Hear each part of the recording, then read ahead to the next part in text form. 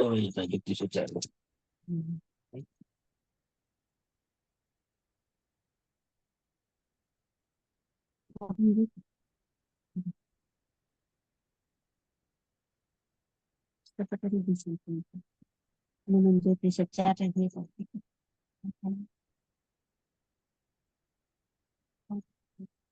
नमस्कार. नमस्ते सर. नमस्कार. नमस्कार सर. नमस्कार. हा, कुठलं गाव आपलं? बोरगाव. बोरगाव. बोरगाव कुठलं? यवतमाळ जिल्ह्यामध्ये आहे. यवतमाळ. हा, फार लांब आहे यवतमाळ. हो सर. ठीक आहे. तुम्ही आजच्या ग्रुपला आहे की आधी जॉईन होता? आज नाही जॉईन सर, झालाय का? आजच्या हो हो. आजच जॉईन झालाय. ठीक आहे, ठीक आहे. करूया, चालू करूया. आपला हे वेबिनार आहे आज आणि क्लास चालू होते 30 तारखेपासून.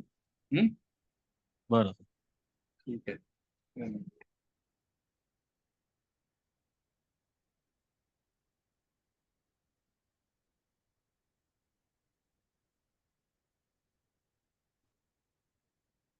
ज्योतिषी काय माहिती आहे का नवीनच आहे?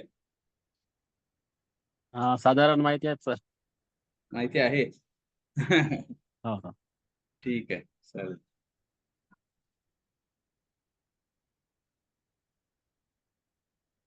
एक 5 मिनिटं वाट बघूया. कोण येते, चालू हो. करूया. ठीक आहे. ज्योतिषा अभ्यास केलाय की नुसतं पुस्तक वगैरे वाचलेत? नाही, अभ्यास केला आहे सर. थोडाफार केलाय अभ्यास आहे. म्हणजे कुठं प्रॉपर गुरुंकडे केलाय की असंच तुमचं तुम्हीच केलाय? नाही, माझा मीच केला सर. तुमचा तुम्हीच आता केलाय. तुमचा मार्ग ठीक आहे. तुमचं मार्गदर्शन आहे. हा, नाही, हे मी त्यासाठी चालू केले की आजूबाजूला मोठ्या मोठ्या शहरामध्ये शिकवणारे गुरु आहेत, है की नाही, शिकवणारे. पण खेडेगावात वगैरे शिकवायला कोण नसते. त्या बरोबर आहे सर. लोकांना शिकणं पॉसिबल नाही. त्यामुळं ऑनलाईन ही सिस्टीम अतिशय भारी आहे. आणि आपण वेळेनुसार घेतो. रात्री सगळं तुमची कामधंदा आवरून 8:30ला आपला क्लास असते. 8:30 ते 9:30. ठीक आहे, चला. आलेले आहेत 2-3 मेंबर. आपण चालू करूया. हा, तुम्हाला पीपीटी मी शेअर करतो.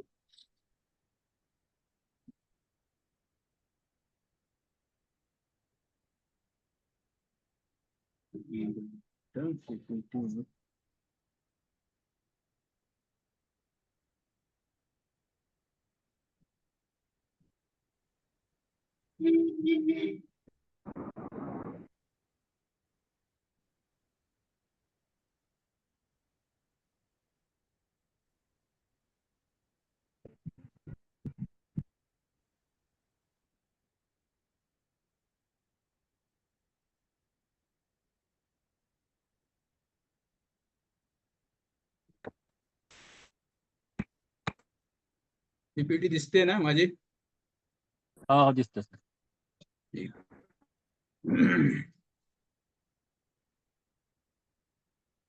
वैदिक ज्योतिष. नमस्कार सगळ्यांचं. वैदिक ज्योतिष म्हणजे स्वागत.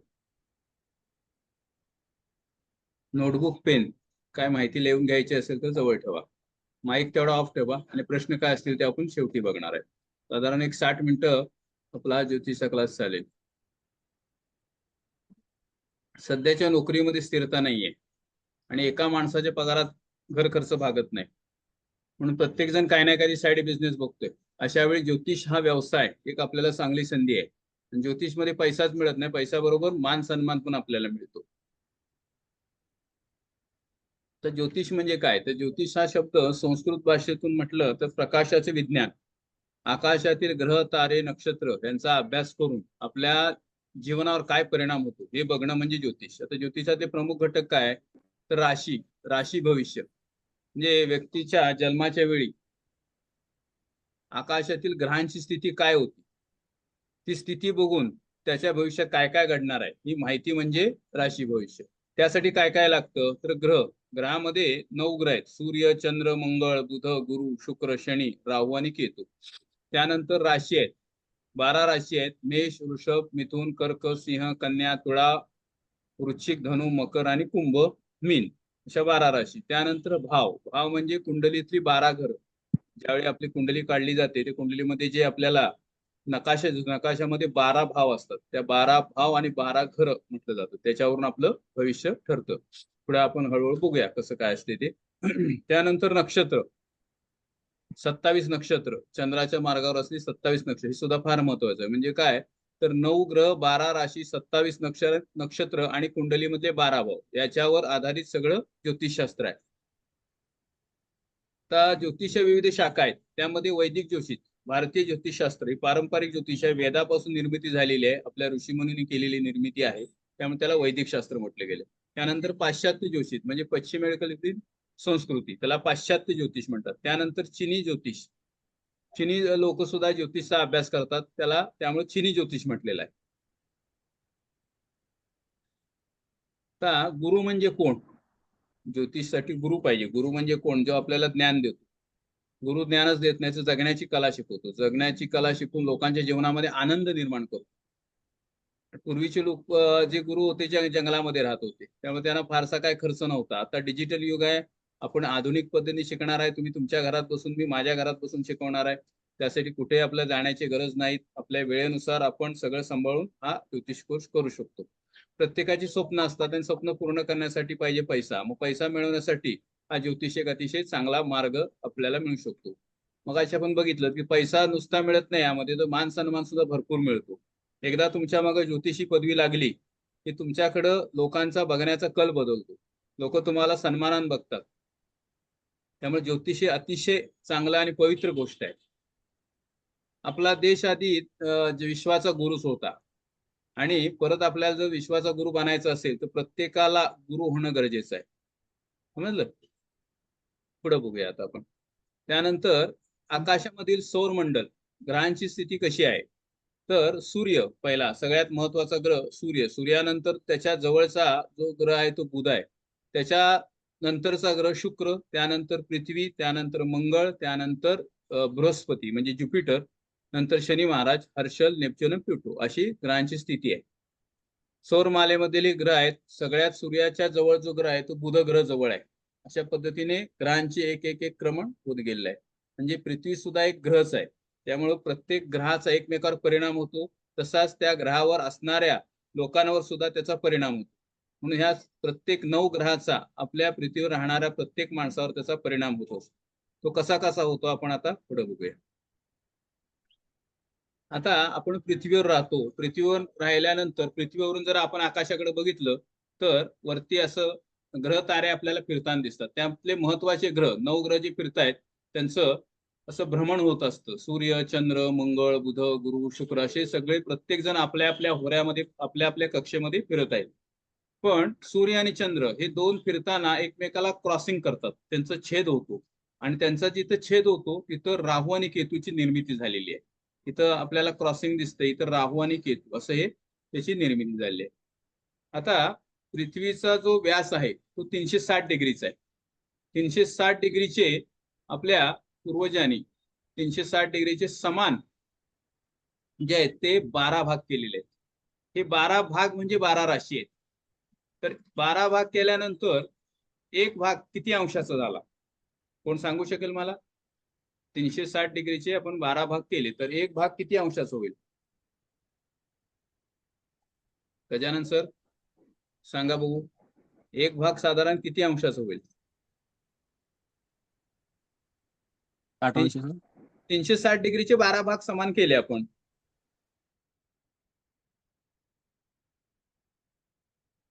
सरळ आहे, 30 अंशाचा होणार ना, 12 त्रिक 36, बरोबर? हा, बरोबर. एक भाग 30 अंशाचा म्हणजे एक राशी आपली 30 अंशाची असते. 30 अंशामध्ये एक राशी फिरते. अशा 12 राशी आहेत. आणि पुन्हा त्या 30 अंशामध्ये नक्षत्र आहेत, 4 नक्षत्र आहेत. 4 नक्षत्रामध्ये पुन्हा चरण आहेत. समजलं? राशी, नक्षत्र आणि चरण, आणि चरणाचा जो आपला अक्षर येतं आद्याक्षर त्याच्यानुसार आपलं नावरस नाव ठेवलं. असा एवढा मोठा हा प्रसार आहे ज्योतिषचा. ठीक आहे, हे तुम्हाला थोडक्यात माहिती दिली. आता आपण पुढे बघूया. सौरमालेतला महत्वाचा ग्रह, सगळ्यात ग्रहांचा राजा सूर्य. सूर्य काय आहे? आत्म्याचं प्रतीक आहे, ग्रहांचा राजा आहे. त्या पद्धतीनं तो आत्मविश्वास देतो. म्हणजे सूर्य पत्रिकेमध्ये जर आपल्या चांगला असेल तर तो माणूस आत्मविश्वास असतो. बघा, ज्यांच्या पत्रिकेत सूर्य चांगला आहे ती माणसं आत्मविश्वास असतात, स्वतःच त्यांना निर्णय क्षमता ठाम असते, आत्मसन्माने असतात, त्यांच्याकडे जीवनशक्ती भरपूर असते. त्यानंतर नेतृत्व करण्याची, लिडरशिप करण्याची त्यांची तयारी असते. ते कायम दुसऱ्यावर अधिकार गाजवायला बघतात. सूर्य ज्यांच्या राशीत चांगला असेल ते पण, आणि ज्यांची सूर्याची राशी आहे ते पण. सूर्याची राशी कुठली आहे तर सिंह. सिंह सूर्याची राशी आहे. त्यांचा स्वभाव कसा आहे, ऊर्जावान आहेत, ती उत्साही आहेत, नेतृत्व गुण आहे, अधिकार आणि प्रतीक. अधिकाराचं प्रतीक आहे म्हणजे अधिकार गाजवायला बघतात. आपल्या हाताखाली काम करणार, आपली मोठी कुठला तरी कारखाना, कंपनी मोठी उभी करणार, त्याच्या खाली हँडलिंग पॉवर, किंवा ते जर जमलं नाही तर ते मोठ्या अधिकार पदावर जायला बघतात. म्हणजे काय, त्यांच्या कर्तृत्व गुणांत, त्यांच्या कौशल्यानं अभ्यास करून उच्च अधिकार पदापर्यंत ते जायला बघतात. जी सगळी अधिकार पद आहेत, A1 collector, IPS officer, UPSC MPSC म्हणजे सगळी अधिकार पद, तलाठी, मोठी मोठी जी सगळी पद आहेत ती सूर्याच्या अंडर येतात. त्यानंतर सरकारी जी सगळी राजकारणी पद आहेत, आमदार, खासदार, ही मोठी, ती सुद्धा सूर्याच्या अंडर येतात. पत्रिकेमध्ये जर सूर्य चांगला असेल तर ह्या ती लोक सत्ताधारी असतात, राजकारणी असतात, उच्च अधिकार पद असतात, मोठमोठ्या कंपनीचे मालक असतात. A1 काय तर सूर्य हा जसा राजा आहे तसं त्या माणसाला पण राजपदापर्यंत तो घेऊन जातो, मोठमोठ्या अधिकारावर तो घेऊन जातो. अगदी साध्या कुटुंबातनं एखादा आलेला माणूस असेल तरी पण तो उच्च अधिकार पदावर जाऊ शकतो. ठीक आहे. त्यानंतर राजकारणाचं पण कारक आहे सूर्य. आणि घरामध्ये म्हणजे आपल्या कौटुंब स्थानामध्ये वडिलांचं प्रतीक हे सूर्य, वडिलांचं प्रतीक सूर्याला मानलं गेलेलं आहे. पितृकारक आहे, पितृशासक सूर्य आहे. सूर्य जर चांगला असेल तर वडिलांची स्थिती चांगली असते. बघा तुम्ही तपासून बघा, चेक करून बघा. जर सूर्य चांगला असेल तर वडिलांची स्थिती चांगली असते. सूर्य जर बिघडला असेल तर पितृसौख्य आपल्याला कमी मिळतं. अशा पद्धतीने हा सूर्याचं माहिती आहे. त्याच्यानंतर पुढचा ग्रह, 9 ग्रहामधील 2 नंबरचा ग्रह जो आहे तो चंद्र. चंद्र काय आहे, मन आणि भावनेचा कारक आहे. मनाचे सगळे जे खेळ आहे ती चंद्रावर अवलंबून आहे. मन जर चांगला असेल तर सगळ्या प्रकारचं आपल्याला सुख उपभोगता येते. मनान जर माणूस खचित असेल, कमजोर असेल तर त्याला कुठल्या प्रकारचं सुख भोगता येत नाही. मन प्रसन्न पाहिजे, माणूस आनंदी पाहिजे, तर सगळ्या गोष्टीचा उपभोग घेता येते. त्यानंतर भावनेचा कारक, भावना निर्माण होणं हे चंद्रावर अवलंबून आहे. तुम्हाला ज्या भावना निर्माण होतात ते सगळं चंद्रामुळे निर्माण होतात. त्यानंतर मातेचा कारक चंद्र आहे. मातृसौख्य, आईचं प्रेम चांगल्या प्रकारे पाहिजे असेल तर चंद्र चांगला पाहिजे. त्यानंतर जलतत्वाचा कारक चंद्र आहे. जलासंबंधी जे सगळे व्यवसाय आहेत, वॉटरप्रूफ आहे, मोठे मोठे कारखाने, धरणं, ह्याचं जे आहे ते सगळं चंद्रावर अवलंबून आहे. पुन्हा समुद्रात मिळणाऱ्या सगळ्या ज्या वस्तू आहेत त्याचा कारक चंद्र आहे. मोती जे रत्न आहे त्याचं कारक सुद्धा चंद्र आहे. चंद्राचंच रत्न मोती आहे. त्याचा रंग जो आहे तो पांढरा आहे. राशी कुठली आहे तर कर्क राशीचा स्वामी चंद्र आहे. देवता चंद्रदेव. गुणधर्म काय आहे तर संवेदनाशील आहे. मनाचा कारक असून एकदम संवेदनाशील आहे. त्यानंतर काव्यशीलता, कल्पनेमध्ये राहायला आवडतं. कल्पना वेगवेगळी स्वप्न रंगवायला, चंद्र ज्यांच्या पत्रिकेत चांगला आहे ती स्वप्न रंगवतात. आणि स्थिती जर चंद्राची चांगली असेल तर ती पूर्ण पण होतात. चंद्रचं चांगला असेल तर मनासारख्या घटना घडतात, मनासारखी इच्छा पूर्ण होते. कल्पनाशक्ती चांगली असते या माणसाची. चंद्र चांगला आहे. मातृत्वाचा कारक आणि सौम्यतेचा कारक. शुभवार कुठला आहे तर सोमवार आहे. त्याच्या पुढचा ग्रह बघूया आपण आता, मंगळ. जसं सूर्य ग्रहांचा राजा आहे तसं मंगळाला सेनापती म्हटलेला आहे. मंगळ हा सेनापती आहे. सूर्य राजपद देतो, मंगळ हा 2 नंबरचं पद देतो. पत्रिकेमध्ये जर मंगळाची स्थिती चांगली असेल तर माणसाला 2 नंबरचं अधिकार पद मिळू शकतं. पण मंगळाची स्थिती चांगलं असणं गरजेचं आहे. पण मंगळ जसा सेनापती तसा तो रागीट पण आहे, तो उग्र आहे. त्याच्यामध्ये ऊर्जा, साहस आणि युद्ध कौशल्य आहे. म्हणजे धाडसाचा कारक आहे. हाणामारी करायला सुद्धा मंगळ मागं पुढं बघत नाही. त्यामुळं पोलीस खातं, मिलिटरी खातं, ही जी खातं आहेत त्यामध्ये मंगळा पत्रिकेत चांगला असणारी माणसं जास्त असतात, किंवा मंगळ ज्यांची राशी आहे मंगळाची ती लोक आपल्याला ह्या क्षेत्रामध्ये जास्त करून बघायला मिळतात. मंगळ शरीरामध्ये हाडाचा कारक मंगळ आहे. मंगळ जर चांगला असेल तर शरीर प्रकृती धडधाकट असते, धष्टपुष्ट असतात माणसं, कमजोर नसतात, एकदम एनर्जिक असतात. आणि तेच जर उलट मंगळ जर कमजोर असेल तर तो माणूस विकनेस असतो, त्यांचे हाडं वगैरे दुखतात. हाडाचे आजार हे सगळं होणं या मंगळाच्या स्थितीवर अवलंबून आहे. त्याचा रंग जो आहे तो लाल आहे. त्यानंतर मेष आणि वृश्चिक ह्या 2 मंगळाच्या राशी आहेत. हनुमान आणि मंगळदेव ह्या 2 देवता आहेत. त्याच्या गुणधर्म काय, साहस, साहस भरपूर असते या लोकांमध्ये, एनर्जी भरपूर असते, काम करायला मागं पुढे बघत नाहीत, काम करायला थांबत नाहीत, एनर्जी जबरदस्त, उग्र आहे, हा डॅशिंग आहे, शक्तिशाली आहे, एनर्जी भरपूर, शक्ती आहे, शक्तिवर्धक आहे, मंगळ आक्रमक आहे आणि संघर्षशील आहे, म्हणजे वादविवाद करायला मागं पुढे बघत नाही. त्याचा शुभवार जो आहे तो मंगळवार आहे. पुढे बघूया आपण. बुध, पुढचा ग्रह जो आहे तो बुध आहे. बुध हा बुद्धीचा कारक आहे. बुद्धिमत्तेची सगळी कामं ही बुधावर अवलंबून आहेत. बुधाच्या स्थितीवर आणि बुधावर अवलंबून. पत्रिकेमध्ये बुधाची स्थिती कशी आहे, बुध जर चांगला असेल तर व्यवहार चातुर्य माणसाचं चांगले, बुद्धिमत्ता चांगली असते, अभ्यासामध्ये त्याची बुद्धी चांगल्या प्रकारे चालते. त्यानंतर संवादाचा कारक बुध आहे, वाणीचा कारक बुध आहे. संवाद म्हणजे वाणी, वाणी क्षेत्राचं काम आहे बुधावर अवलंबून आहे. बुध जर चांगला असेल तर माणूस बोलण्यामध्ये स्किल अतिशय चांगला असतं, आणि बोलणं चांगलं असेल तर माणूस व्यापार चांगला करू शकतो. तर व्यापारासाठी बोलणं चांगलं असणं गरजेचं आहे. शिक्षणासाठी सुद्धा बोलणं चांगलं असणं गरजेचं आहे. मार्केटिंगसाठी बोलणं चांगलं असणं गरजेचं आहे. त्यामुळं बुध सुद्धा पत्रिकेमध्ये तेवढाच महत्वाचा ग्रह मानला गेला आहे. बुधाचा रंग कुठला आहे तर हिरवा रंग आहे बुधाचा. राशी ज्या आहेत मिथुन आणि कन्या ह्या दोन बुधाच्या राशी आहेत. विष्णू ही देवता आहे आणि बुधदेव. तर्कशक्ती, संवादी कौशल्य, व्यावसायिकता आणि चालाकी हे सगळे बुधाचे गुणधर्म आहेत. वार बुधवार आहे बुधाचा. पुढचा ग्रह आपण बघूयात. गुरु, पत्रिकेतील तेवढाच महत्वाचा ग्रह. देवगुरु बृहस्पती यांना म्हटलं जातं, देवांचे देव म्हणून बृहस्पती.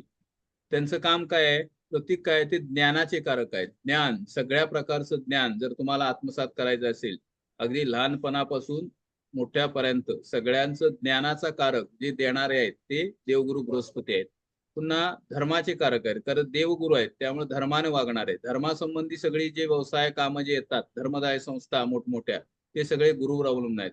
ज्ञानाचा कारक मध्ये ज्ञान जिथं जिथं दिलं जातं, शिक्षण क्षेत्र, मोठे मोठे प्रोफेसर, वकील, किंवा हे आता आपण ज्योतिषशास्त्र चाललंय ते, किंवा आध्यात्मिक ज्ञान जिथं जिथं असतं तिथं गुरुचं बळ असणं आवश्यक आहे. शिक्षण क्षेत्र, शिक्षक क्षेत्र सुद्धा गुरुच्या अंडर येतं. पुन्हा पत्रिकेमध्ये गुरुचं बळ असणं फार महत्वाचं आहे. काही वेळेला सूर्याचं बळ सगळ्यांना मिळत नाही, कारण सूर्य पत्रिकेत चांगलं असणं हे पुण्यात्म्याचं काम आहे. मागच्या जन्मी जर आपण चांगलं पुण्य केलं असेल तरच तुमच्या पत्रिकेमध्ये सूर्य स्थिती चांगली येते, अन्यथा सूर्याची स्थिती चांगली नसते. त्यामुळे गुरुची स्थिती चांगलं असणं गरजेचं आहे. का तर जसा गुरु आपल्याला तारतो, आपले गुरु जसे म्हणजे कसं आहे, आपले शिक्षक किंवा आपले आई वडील हे आपले गुरु आहेत, ते जसे आपल्याला सांभाळून घेतात तसाच पत्रिकेतला गुरु सुद्धा आपल्याला सांभाळून घेतो. एखाद्या वेळी तुम्हाला काही संकट आलं, अडचणी आल्या, तर तुम्हाला तारणारा कोण असेल तर पत्रिकेमध्ये गुरु हा महत्वाचा ग्रह आहे. बघितलं असेल काय काय तुम्हाला, आता काही लोकांना अनुभव पण आला असेल की अचानक काहीतरी संकट येतात, अडचणी येतात, पण असा कोणतरी माणूस उभा राहतो की त्या संकटातून आपण बाहेर पडतो. तर हे काय, तर ती गुरुची कृपा.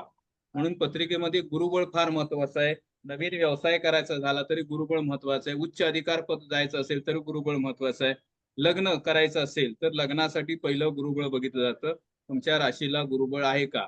आता सध्या वृषभ राशीमध्ये गुरु आहे.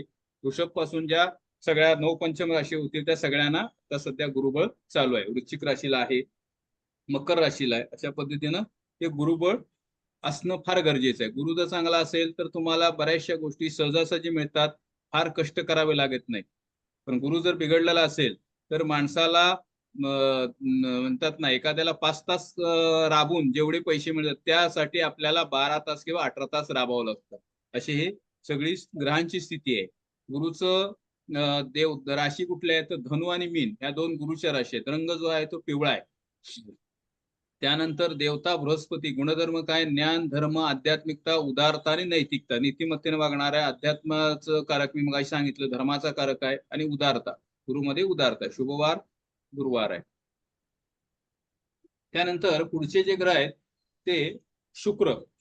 शुक्र म्हणजे कोण आहे तर जसे देवगुरु बृहस्पती आहेत तसे हे शुक्र दैत्यांचे गुरु आहेत.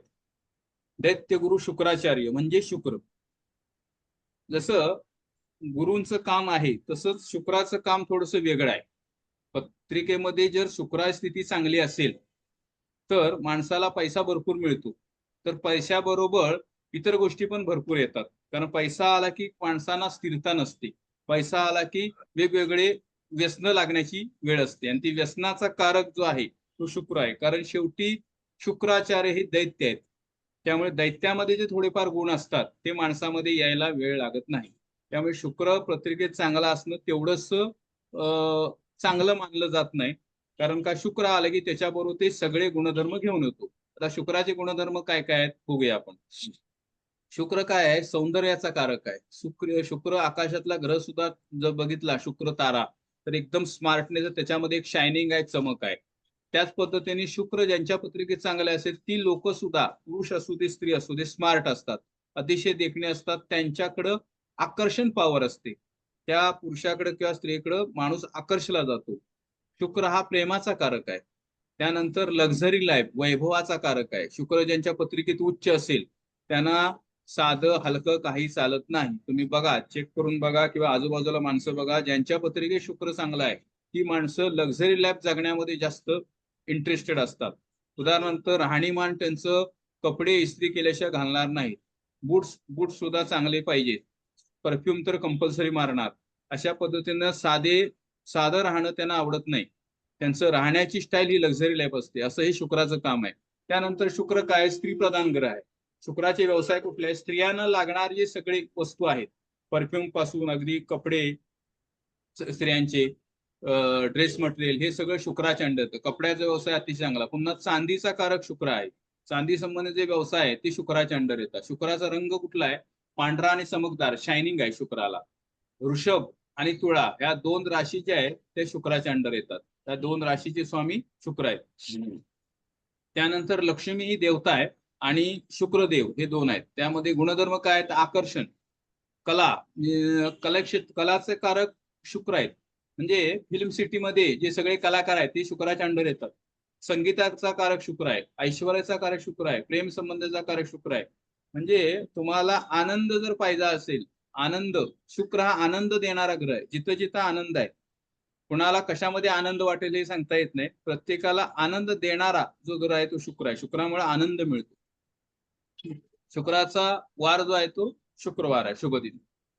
त्यानंतर पुढचा ग्रह बघूया आपण, शनी महाराज. शनी महाराजांचं स्पेशल काम आहे. शनीचा जर तुम्ही हे बघितलंय, जो ग्रहाच्या भोवती कडा आहे स्पेशल, तर कसं कसं आहे ते आपण बघूया. प्रतीक काय आहे? तर शनी कर्माचा कारक आहे, संघर्षाचा कारक आहे आणि न्याय देवता आहे.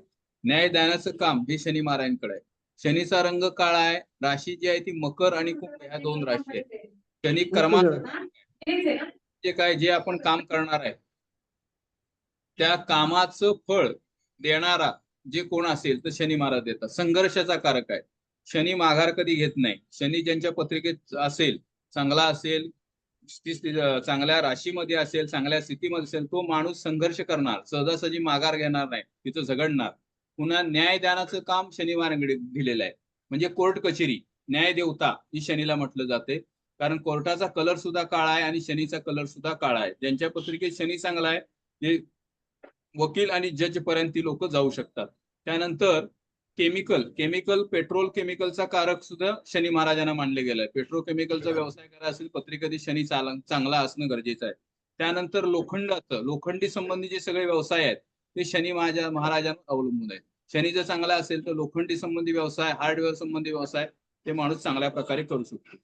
त्यांचं देवता कुठलं आहे? शनिदेव. कष्ट, पुढे धर्म काय आहे ते? कष्ट, संयम, शिस्त, अडचणी आणि प्रतिकूलता. शुभ दिन शनिवार. शनीची थोडी आणि आपण जरा जास्त माहिती बघूया. शनिदेव, त्यांना शनिदेव म्हटलं जात आहे. आणि शनेश्वर हिंदू धर्मातील प्रमुख देवता, ज्यांना न्याय देवता मानलं जाते. प्रमुख काम काय? मगाच्यान बैल कर्मानुसार फळ देणं. शनीच्या ग्रहाचा प्रभाव व्यक्तीच्या जीवनात सकारात्मक आणि नकारात्मक दोन्ही प्रकारे होऊ शकतो. शनीची कथा आहे. शनीची कथा काय आहे तर सूर्यपुत्र शनिदेव म्हटलं जातं. सूर्यदेव आणि छायादेवी यांचे पुत्र शनी आहेत. पण त्यांना छाया म्हणजे काय आहे? छाया म्हणजे सावली. सावलीचा जो मुलगा असेल त्यांचा रंग असणार आहे. त्यामुळं शनिदेवांचा रंग सावळा होता, काळा होता आणि सूर्यदेवांना ते खपलं नाही की हे माझा मुलगा असा सावळा कसा असू शकतो, म्हणून थोडासा त्यांनी तिरस्कार केला. त्या तिरस्कार झाल्यामुळे छायादेवींनी शिवशंकर तपस्या केलेली आहे. शिवशंकराची कठोर तपस्या करून त्यांना प्रसन्न केलं आणि शंकराला प्रसन्न केल्यानंतर शंकराने वर दिल्यावर शनीला 9 ग्रहामध्ये महान श्रेष्ठ असं स्थान मिळालेलं आहे. म्हणून ज्यावेळी 7.5 येते 7.5च्या काळामध्ये कुणाचंही काल चालत नाही, आपल्याला डायरेक्ट शनीला शरण द्यायला लागतं. कारण भल्या भले अगदी देवापासून गुरुपासून तर साध्या माणसापर्यंत शनी महाराजांनी कोणाला सोडलेलं नाही. 7.5 मध्ये सगळ्यांना ते पिळून काढतात. जास्त करून सूर्याची राशी म्हणजे सिंह राशी आणि मंगळाच्या 2 राशी मेष आणि वृश्चिक ह्या राशींना जास्त त्रास शनी महाराज देतात, कारण ते तिघही शत्रू आहेत शनीचे. पुढे बघूया आपण थोडं. शनी देवताचं महत्व. शनिदेवाला कर्म आणि न्यायाचं प्रतीक मानलं गेलंय. ज्योतिषशास्त्रात शनी ग्रह व्यक्तीच्या जन्मकुंडली स्थानानुसार विविध परिणाम घडवतो. शनिदेवाची कृपा असणाऱ्या व्यक्तीला यश, धनलाभ, समृद्धी प्राप्त होते. म्हणजे काय तर मकर, कुंभ आणि तुळ राशीमध्ये शनी उच्च होतो. मकर आणि कुंभ ह्या 2 स्वतःच्या राशी आहेत शनी महाराजांच्या. ह्या राशींना जर 7.5 मध्ये बऱ्याचशा वर्षापर्यंत जर काही झालं नाही तर 7.5 मध्ये त्यांचा अचानक भाग्योदय होतो. त्याचं कारण का शनीची कृपा अतिशय चांगली आहे. शनी ज्यावेळी पत्रिकेत चांगला असेल तर माणसाला त्याच्या 7.5 किंवा महादशा अंतर्दशेमध्ये अचानक फायदा करून देतो. इतके वर्ष त्यांनी काही केलेलं नसू दे, पण त्या 7.5 महादशेमध्ये अचानक भाग्योदय झालेला आपल्याला बघायला मिळालाय. बऱ्याचशा राशी अशा आहेत, बरीचशी अशी माणसं आहेत ही मकर कुंभ राशीचे आहेत, त्यांचा भाग्योदय 7.5 मध्ये झालेला आहे. त्यानंतर शनिदेवाची पूजा आणि आराधना कशा पद्धतीने केली जाते. शनिदेवाला प्रसन्न शनिवारची पूजा केली जाते. काळ्या वस्तूचं दान केलं जातं. शनी मंत्राचा जप केला जातो. शनीची आरती पठण हे शनिदेवाला प्रसन्न करण्यासाठी केलं जातं. शनी अमावास्या आणि शनी जयंती ह्या 2 दिवशी शनीची विशेष पूजा केली जाते. पुढचा ग्रह आपण बघूया आता. पुढचा ग्रह आहे तो राहू. राहू आणि केतू हे 2 छायाग्रह आहेत. त्यामध्ये राहू छाया भ्रम आणि महत्वाकांक्षा. भ्रम आहे म्हणजे पत्रिकेमध्ये जर राहू चांगला असेल तर माणसाला भ्रम होतो की मी कोणतरी आहे, मला काहीतरी करायचंय का मला काहीतरी अचीव करायचं, असा अचानक भ्रम होण्याची शक्यता असते राहू जर पत्रिकेत चांगला असेल तर. त्याचा रंग जो आहे तो धुसर आहे. राहूचं फळ कसं आहे, ज्या राशीत बसेल त्या राशीनुसार त्याचं फळ मिळतं. शुभ राशीत बसला तर शुभ फळ देतो, अशुभ राशीत बसला तर अशुभ फळ देतो. राहू हा शुक्राचा आणि बुधाचा मित्र आहे, पण गुरुचा शत्रू आहे, रवीचा शत्रू आहे, शनीचा शत्रू आहे. या 3 ग्रहांचा शत्रू आहे. त्यामुळे त्या त्या राशीत बसल्यानंतर त्या गुणधर्मानुसार तो फळ देतो. याचं कोण देवता कोण आहे तर स्वर म्हणून राहुदेव. याचं कार्य कसं आहे, गुणधर्म काय आहे तर छळ. म्हणजे राहूला दृष्ट्या 4. अचानक एखादी घटना घडवायचं काम निगेटिव्ह राहूच्या हातात आहे. विलक्षण एकदम काहीतरी अचानक घडवतो. ऍक्सिडेंट करणं किंवा काहीतरी तुमच्या जीवनामध्ये अचानक कलाटणी देणारी घटना हे राहूमुळे घडू शकते, कारण त्याला दृष्ट्या 4 ठिकाणी पडते राहूची. धूर्तपणा आहे, राहू धूर्त आहे, कारण का हा राक्षस आहे राहूचा. त्याचा वार जो आहे शुभवार बुधवार आहे. पुढचे ग्रह बघूया परत. केतू. केतू हा पण छायाग्रह आहे, पण केतूचं कार्य थोडं राहूपेक्षा सौम्य आहे. आपण थोडासा त्रास देतो, पण मोक्षाचा कारक जो आहे तो केतू आहे आणि अध्यात्मासाठी केतू अतिशय चांगला आहे. पत्रिकेमध्ये जर केतू चांगला असेल तर आध्यात्मिक प्रगती माणसाची अतिशय चांगल्या प्रकारे होते. त्याचा रंग सुद्धा धूसर आहे. केतूचं पण कार्य तसंच आहे, ज्या राशीत बसेल त्या राशीनुसार तो फळ देतो. शुभ आणि अशुभ दोन्ही फळ देतो. शुभ पण देतो आणि अशुभ पण देतो, पण थोडी तीव्रता राहूपेक्षा याची कमी असते. याची देवता जी आहे ते गणेश आणि केतू देव. तिरस्कार आध्यात्मिक आणि तत्वज्ञान, तत्वज्ञानी राहू आहे. बोलण्याचं स्किल वगैरे केतू आहे. आणि भूतकाळातली माहिती सगळी केतूमुळे आपल्याला मिळते. वार जो आहे तो मंगळवार आहे, शुभवार. आता ही जी आहे ती कालपुरुषाची कुंडली आहे. कालपुरुषाच्या कुंडलीप्रमाणे पहिल्या घरामध्ये मेष राशी येते, दुसऱ्या घरात वृषभ, तिसऱ्यामध्ये मिथुन, 4 मध्ये कर्क, 5 मध्ये सिंह, 6 कन्या, 7 तुळ, 8 वृश्चिक, 9 धनु, 10 मकर, 11 कुंभ आणि 12 मीन. ही कालपुरुषाची राशी फिक्स आहे. पण आपल्या ज्या कुंडली तयार होते त्यामध्ये आपला ज्यावेळी जन्म झाला असेल त्यानुसार इथं पहिल्या याच्यामध्ये आकडा येतो. जर आपला जन्म वृषभ लग्नामध्ये झाला असेल 2 आकडा येणार, मिथुन मध्ये झाला 3 येणार, मीन मध्ये झाला असेल तर 12 11 सुद्धा काहींच्या पत्रिकेमध्ये इथे येतो. त्यामुळं ही जी कालपुरुषाची कुंडली आपली कुंडली जी प्रत्येकाची वेगवेगळी असते. जन्मानुसार ती कुंडलीचं स्थान फिक्स केलं जातं. त्यानंतर कुंडलीतली स्थानं, मग आज आपण सुरुवातीला बघितलं की स्थानं म्हणजे काय, तर ही 12 स्थान आहेत. ही फार महत्वाची आहेत 12 स्थान. त्या 12 स्थानानुसार आपलं भविष्य फिक्स केलं जातं. प्रथम स्थान, द्वितीय स्थान, तृतीय स्थान, चतुर्थ स्थान, पंचम स्थान, षष्ठ स्थान, सप्तम स्थान, अष्टम स्थान, नवम, दशम, एकादश आणि द्वादशी. ही 12 कुंडलीतली 12 घरत्व स्थान दोन्ही म्हटलं जातं. तर त्याच्यावरून काय काय बघितलं जातं ते आपण आता थोडक्यात बघूया. कुंडलीतल्या 12 घरावरून पहिल्या घरावरून काय बघितलं जातं, तर पहिल्या घरावरून स्वतःची माहिती, आपण स्वतः कसं आहे, चेहरा, तनू म्हणजे काय, चेहरा, तुमची स्वतःची वैयक्तिक माहिती ही पहिल्या घरावरून बघितली जाते. दुसऱ्या घरावरून धनासंबंधी स्थिती बघितली जाते आणि कौटुंबिक स्थिती ही दुसऱ्या घरावरून बघितली जाते. तिसरं जे स्थान आहे ते सहज पराक्रम स्थान आहे, पराक्रम किती आहे माणसाचं हे तिसऱ्या घरावरून बघितलं जातं. चौथं जे आहे ते सुखस्थान, आपल्याला सुख मान सन्मान किती मिळणार आहे, तो सगळा ह्या चौथ्या घरावरून बघितला जातो. वास्तुस्थान पण त्याला म्हटलं जाते. त्यानंतर पाचवं जे घर आहे ते सूत, सूत म्हणजे कोण, तर पुत्र, आपल्याला संतती संबंधी काय शंका असेल तर त्या 5व्या घरून बघितलं. शिक्षण क्षेत्रासंबंधी समस्या सुद्धा त्या 5व्या घरून बघितलं. 6वं जे आहे ते रिपू, रिपू म्हणजे तो शत्रू, शत्रू पीडा, शत्रू त्रास काय होणार असेल ते 6व्या घरावरून आपण बघू शकतो. 7व्या घरावरून जाया म्हणजे पत्नी, पत्नी सौख्य, पत्नी संबंधी, लग्नासंबंधी, लग्न कधी होणार आहे या संबंधी सगळ्या गोष्टी ज्या आहेत त्या 7व्या घरावरून बघितल्या जातात. 8वा जे स्थान आहे ते मृत्यू, मृत्यू म्हणजे काय, तर ऍक्सिडेंट वगैरे होणार असेल, ऍक्सिडेंट संबंधी काय धोका असेल तर ते 8व्या घरावरून आपण बघू शकतो. 9वं जे स्थान, टीव्ही बंद करा रे. 9वं जे स्थान आहे ते भाग्यस्थान आहे. भाग्यस्थान म्हणजे काय, आपल्या जीवनामध्ये भाग्योदय कधी होणार आहे, भाग्य परिवर्तन कधी होणार आहे, ते सगळं 9व्या घरावरून बघितलं जातं. 10वं जे आहे ते कर्मस्थान, सगळ्या प्रकारचं कर्म काम जे काय आपण करणार, सर्व्हिस, व्यवसाय, स्वतःचा व्यवसाय, एकापेक्षा अनेक व्यवसाय, हे सगळे आपल्या 10व्या घरावरून बघितलं. 11वं जे आहे ते आय, आय म्हणजे आपल्याला होणारा लाभ, आपल्या आयुष्यात आपल्याला लाभ किती होणार आहे, तो सगळा 11व्या घरावरून बघितला जातो. त्यानंतर 12वं जे घर आहे ते व्यय, व्यय म्हणजे काय, तुमच्या आयुष्यात नुकसान किती होणार आहे, पैशाचं नुकसान, इतर गोष्टी नुकसान, सगळ्या प्रकारचं नुकसान जे आहे एकदा खाली उतर म्हणून सांगितलेलं ऐकून गेलंय. 12 घरावरून बघितलं जातं.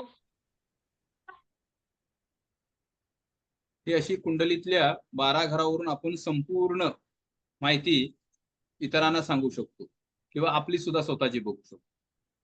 त्यानंतर ह्या 12 राशी आहेत. पहिली जी रास आहे ती मेष रास, मेष राशीची 21 मार्च ते 19 एप्रिल या दरम्यान ज्यांचा जन्म झालेला असतोय त्यांची मेष रास असते. राशी स्वामी जे आहे ते मंगळ आहे. आता मंगळाप्रमाणे याचे गुणधर्म असणार, मगाशी आपण बघितले मंगळाचे काय काय गुणधर्म आहेत. अग्नितत्वाचे आहे, स्वाभिमानी आहे, साहसी आहे, उत्साही आहे, नेतृत्व गुण आहे, धाडशी आहे, लिडरशिप आहे. मंगळ म्हणजे सेनापती आहे, त्यामुळे धाडसाची सगळी कामं ही मेष राशी लोक चांगल्या प्रकारे करू शकतात. अग्निसंबंधी सगळे व्यवसाय ही मेष राशी लोक चांगल्या प्रकारे करू शकतात. पोलीस खातं, मिलिटरी खातं ह्यामध्ये ह्या राशी लोक आपल्याला जास्त करून बघायला मिळतात. त्याचं प्रतीक काय, तर मेंढा. त्यानंतर दुसरी जी राशी आहे ती वृषभ राशी आहे. वृषभ राशी 20 एप्रिल ते 20 मे या दरम्यान ज्यांचा जन्म झाला असतो त्यांची वृषभ राशी असते. त्याची पृथ्वी तत्वाचे गुणधर्म काय, ही राशी स्थिर आहे, विश्वसनीय आहे, समर्पित आहे, कलाकार आहे. कलाकार काय, तर याच्या राशी स्वामी हे शुक्र आहेत. शुक्राची माणसं कलेची संबंधी जास्त इंटरेस्ट असतात, कारण शुक्राचं मगाशी आपण सगळी माहिती बघितलीच.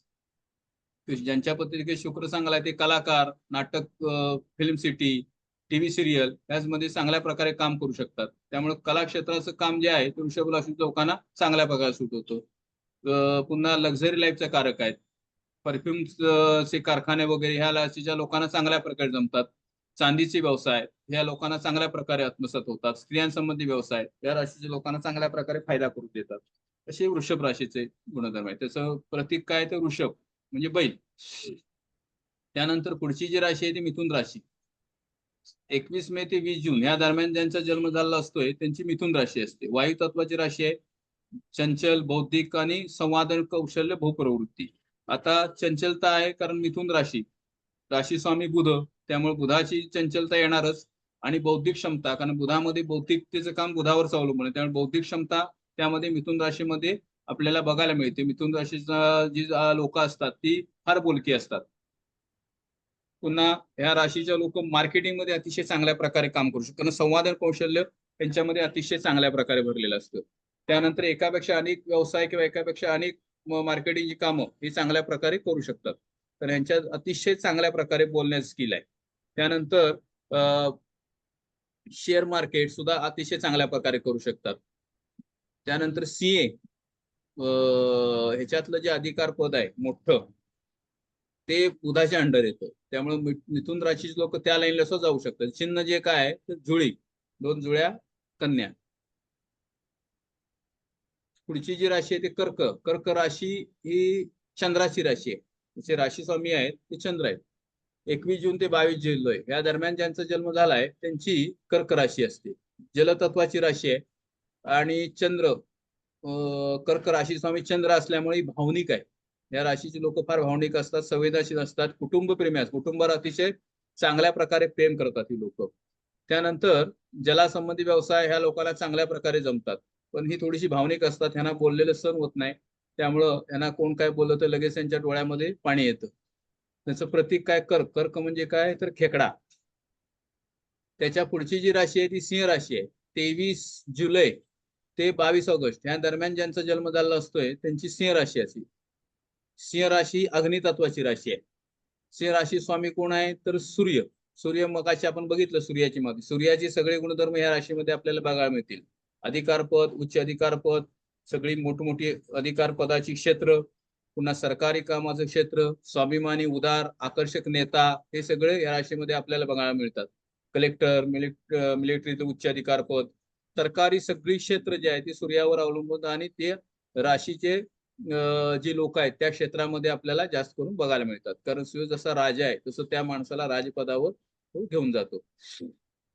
त्यानंतर पुढची जी राशी आहे ती कन्या राशी आहे. 23 ऑगस्ट ते 22 सप्टेंबर या दरम्यान ज्यांचा जन्म झालाय त्यांची कन्या राशी आहे. पृथ्वी तत्वाची राशी आहे.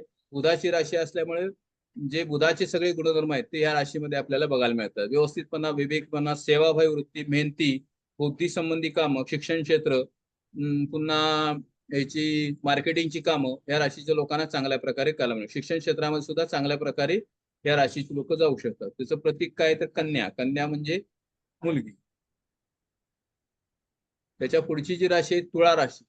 23 सप्टेंबर 22 ऑक्टोबर या दरम्यान ज्यांचा जन्म झालाय त्यांची तुळा राशी असते. वायू तत्वाची राशी आहे. या राशीमध्ये गुणधर्म काय आहे तर संतुलनपणा आहे, आकर्षण आहे. आकर्षण, संतुलनपणा आहे कारण का याचा चिन्ह जे आहे ते तराजू आहे. त्यानंतर आकर्षण आहे. आकर्षण कशामुळे आहे तर ह्या राशीचा स्वामी जो तो शुक्र आहे.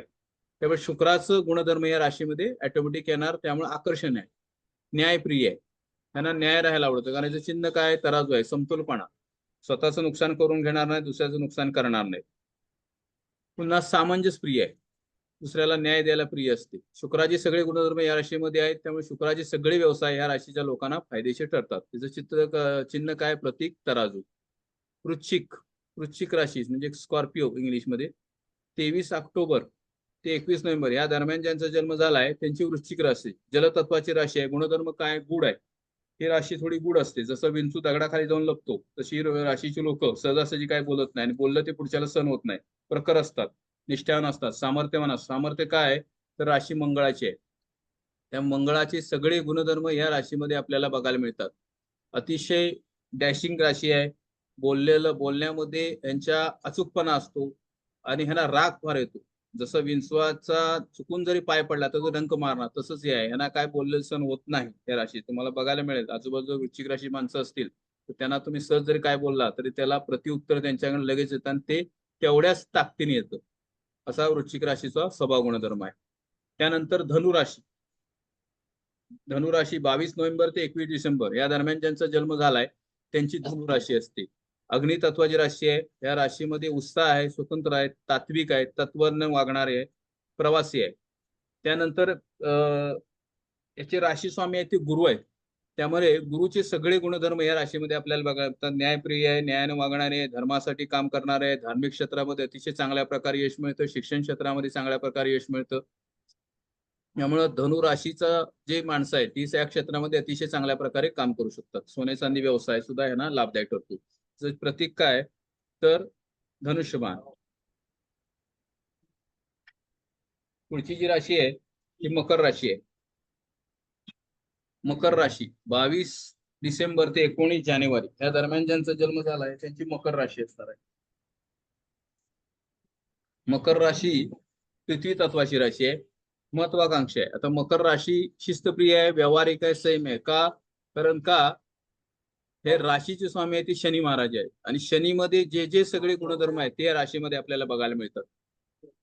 त्यानंतर कोर्ट कचेरीच्या कामामध्ये या राशीचे लोक चांगल्या प्रकारे त्यांना लाभ होऊ शकतो. लोखंडी संबंधी व्यवसाय ह्या राशीच्या लोकांना लाभदायक देऊ शकतात. पेट्रोकेमिकलचे व्यवसाय लाभ देऊ शकतात. शनीचे जे शनीच्या अंडर व्यवसाय येतात ते या राशीच्या लोकांना अतिशय चांगल्या प्रकारे लाभ करून देतात. मकर राशी थोडीशी ही सुद्धा डॅशिंग आहे. ही सतत कार्यशील राशी असणारी राशी आहे. तर प्रतीक काय तर मकर. त्यानंतर पुढची जी राशी आहे ती कुंभ राशी. तारीख 20 जानेवारी ते 18 फेब्रुवारी या दरम्यान ज्यांचा जन्म झालाय त्यांची कुंभ राशी असणार आहे. वायू तत्वाची राशी आहे. गुणधर्म काय? ही राशी बुद्धिमान आहे, अद्वितीय आहे, स्वातंत्र्यप्रेमी आहे, मानवतावादी आहे. त्यानंतर ह्याचं प्रतीक जे आहे ते काय आहे ते कुंभ. कुंभ म्हणजे काय? घडा. घडा म्हणजे पाण्याने भरलेला घडा. वरती तोंड लहान आणि खालच्या साईडला जरा पसरट असा भाग असतो. त्यामुळे ह्या राशी लोक तशीच असतात. त्यांच्या मनातलं काय कळत नाही, त्यांना आतमध्ये साठवून ठेवण्याची फार सवय असते. त्यानंतर शनी संबंधी, ही राशी स्वामी शनी आहेत कुंभ राशी. त्यामुळे शनी संबंधी सगळे व्यवसाय जे आपण बघितले मग, कोर्ट कचेरीचं काम, पेट्रोकेमिकलचं काम, लोखंड संबंधी काम, लोखंडाचे व्यवसाय, हे सगळे या राशीच्या लोकांना फायदेशीर ठरतात. त्यानंतर शेवटची राशी जी आहे ती मीन. मीन राशी गुरुची राशी आहे. गुरुचे सगळे गुणधर्म या राशीमध्ये आपल्याला बघायला मिळतात. 19 फेब्रुवारी ते 20 मार्च या दरम्यान ज्यांचा जन्म झालाय त्यांची मीन राशी असते. गुणधर्म काय? करुणाशील. करुणाशील राशी आहे, गुरुची राशी आहे. त्यामुळे करुणा करणार, दुसऱ्यावर दया करते, कल्पनेमध्ये राहायला त्यांना आवडतं आणि संवेदनशील आहे. संवेदन का तर ह्या मीन राशीचं जे प्रतीक आहे ते पाण्यामध्ये 2 मासे फिरत आहेत. जलतत्व ह्या राशीचं जल असल्यामुळं मीन राशीचा गुणधर्म थोडासा संवेदनशील आहे. ही भावनाप्रधान राशी आहे. त्यामुळे ह्या राशीच्या लोकांना थोडासा त्रास होतो, कारण दुसऱ्यावर दया करून पुढची माणसं ह्यांना नंतर दया करत नाही. स्वप्नाळू आहे ही राशी. याचं प्रतीक काय तर 2 फिरणारे मासे. आता ही जी आहेत 27 नक्षत्र आहेत. 27 नक्षत्र कुठली कुठली आहेत तर पहिलं अश्विनी, भरणी, कृतिका, रोहिणी, मृगशिरा, आरद्रा, पुनर्वसू, पुष्य, अश्लेषा, मघा, पूर्वा फाल्गुनी, उत्तरा फाल्गुनी, हस्त, चित्रा, स्वाती, विशाखा, अनुराधा, ज्येष्ठा, मूळ, पूर्वाषाढा, उत्तराषाढा, श्रवण, धनिष्ठा, शततारका, पूर्वाभाद्र, उत्तराभाद्र, रेवती अशी 27 नक्षत्र आहेत. कालसर्पाचे प्रकार पत्रिकेमध्ये कालसर्प दोष सांगितला जातो. तर कालसर्प दोष नुसार सांगितलं जातं, पण त्याचे प्रकार किती आहेत हे कोणालाच माहित नसतात. त्यामध्ये प्रकार जे आहेत ते 12 प्रकार आहे. अनंत, वासुकी, अनंत, कुलिक, वासुकी, शंखपाल, पद्म, महापद्म, तक्षक, कर्कोटक, शंखचूड, घातक, विषधर आणि शेषनाग हे कालसर्पाचे 12 प्रकार आहेत. म्हणजे कालसर्प म्हणजे सर्पाची 12 नावं आहेत आणि त्याचे येणारे पत्रिकेमधले प्रकार आहेत. त्यामुळे कालसर्प कुठल्या प्रकारचा आहे तो बघूनच त्याला उपाय सांगितला जातो. त्यानंतर हा तत्वांचा तक्ता आहे.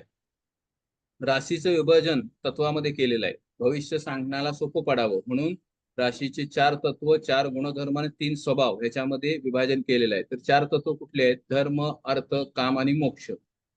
काही धर्माच्या राशी आहेत, काही अर्थसंबंधी राशी आहेत, कामाच्या राशी आहेत, काही मोक्षाच्या राशी आहेत. 4 गुणधर्म आहेत राशींचे: अग्नी, पृथ्वी, वायू आणि जल. या 4 गुणधर्मामध्येच 12 राशीचं विभाजन केले. ह्या 4 गुणधर्मातच तुम्हाला राशी मिळणार आहे. त्या सोडून दुसरा बाहेर तुम्हाला मिळणार नाही. त्यानंतर 3 स्वभाव आहेत: चर, स्थिर आणि जप स्वभाव. ह्या प्रकारातच राशी मोडतात. तुमच्या आजूबाजूला जी माणसं असतील किंवा आपल्या घरात जी माणसं आहेत ती या 3 स्वभावामध्ये दिसतील आपल्याला. काही चर आहेत. चर म्हणजे काय तर शांत बसत नाहीत, काही नाही काहीतरी काय मुचापती करत बसणार. काही स्थिर आहेत, जी शांत असतात, कोणी काही केलं तरी आपण काही बोलत नाही, शांत बसतात. त्यानंतर काही द्विस्वभाव आहेत, म्हणजे कशावर ठाम नसतात, हे करू की ते करू, दुधा मनस्थिती, त्याला द्विस्वभाव म्हणतात. अशा या 3 स्वभावामध्ये राशीचं विभाजन आहे. त्यानंतर 4 गुणधर्मामध्ये राशीचं विभाजन केलं. अग्नी, पृथ्वी, वायू, जल या 4 तत्वाच्या राशी आहेत. त्यानंतर 4 गुणधर्म, त्यानंतर 4 तत्व आहेत: धर्म, अर्थ, काम, मोक्ष. यानुसार राशीचं गुणधर्म, तत्व आणि स्वभाव यामध्ये डिवायजन केलेलं आहे. त्यानुसारच आपल्याला ते फळ मिळत असते. त्या राशीचा आपल्याला अभ्यास करायला मिळतो. त्यानंतर नातेवाईक संबंधी तक्ता आहे. नातेवाईक संबंध जर माहिती बघायची असेल तर ह्या 12 घरावरून बघितली जाते. तर प्रत्येक घरावरून एक नातेवाईकाची माहिती आपल्याला घेता येते. नातेवाईक संबंधी पटेल का, त्यांच्यापासून आपल्याला लाभ होईल का, त्यांच्याशी संबंध कसे ठेवायचे, हे सगळं जे काय बघायचं असतं ते या 12 घरावरून बघितलं जातं. पहिल्या घरावरून आजी संबंधी माहिती, 5व्या घरावरून मेवण्या संबंधी माहिती, 7व्या घरावरून जोडीदार आजोबा संबंधी माहिती. अशी प्रत्येक घरावरून आपण नातेवाईकांची माहिती घेऊ शकतो. ही नक्षत्राची चिन्ह आहेत: अश्विन नक्षत्र चिन्ह, भरणी नक्षत्र चिन्ह, कृतिका नक्षत्र चिन्ह. म्हणजे प्रत्येक नक्षत्राची वेगवेगळी चिन्ह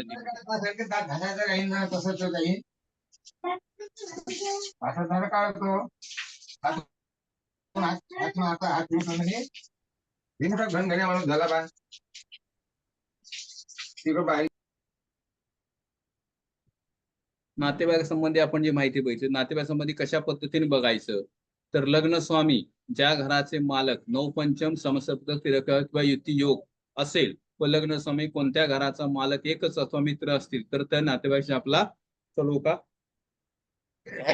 चांगला राहतो. आणि तेच जर शत्रू असतील तर त्या नातेवाईकाबरोबर आपलं पटणार नाही. हे आपल्याला तुम्हाला सगळं ज्योतिषमध्ये शिकवलं जातं. त्यानंतर आणि काय काय शिकवलं जातं, तर पत्रिका बघण्याचे काही महत्वाचे मुद्दे आहेत. त्यासाठी काय काय लागतं, तर अंतर्दशा महादशा यावरून घटनेचा कालावधी कळतो. गोचर ग्रह म्हणजे काय, पंचांगामध्ये आता चालूचे ग्रह आणि आपल्या जन्माचे ग्रह त्याच्यानुसार आपण नक्की कालावधी काढू शकतो. त्यानंतर भावेश नियम हा सुद्धा महत्वाचा आहे. पत्रिकेमध्ये भविष्य बघण्यासाठी ह्या गोष्टी फार महत्वाच्या आहेत. त्यानंतर भाग्यवान लक्षण कोण कुठला आहे, कशा पद्धतीने काढायचं हे तुम्हाला ज्योतिषमध्ये शिकवलं. तर राजयोग म्हणजे राजयोगाची माहिती ही कशा पद्धतीने बघायची.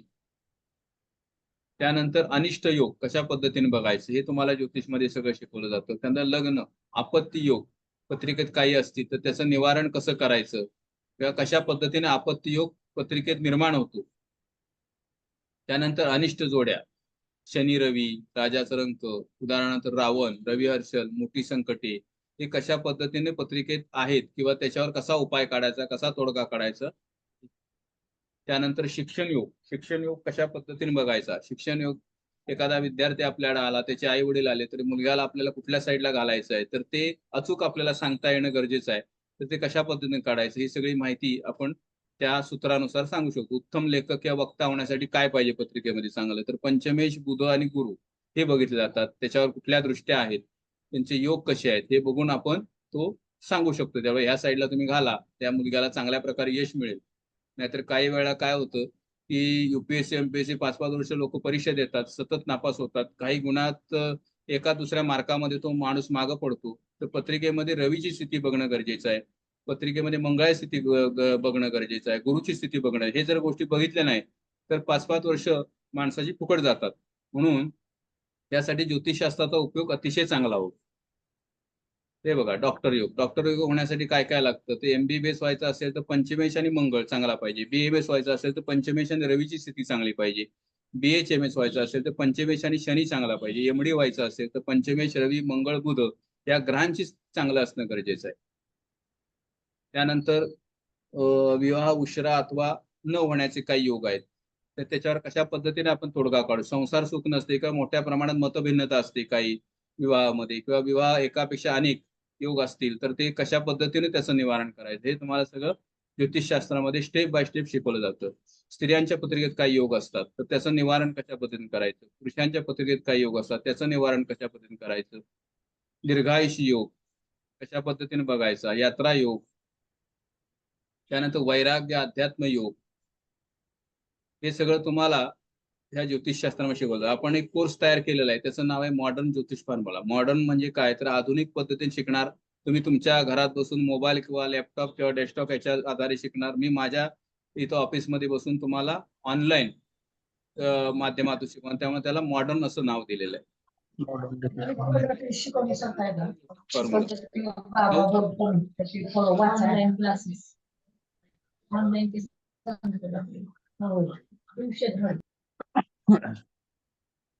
नवग्रहाची माहिती पूर्ण शिकवली जाते. 12 राशींची माहिती शिकवली जाते. कुंडलीची ओळख शिकवली जाते. त्यानंतर कुंडलीतील 12 घरांची माहिती शिकवली जाते.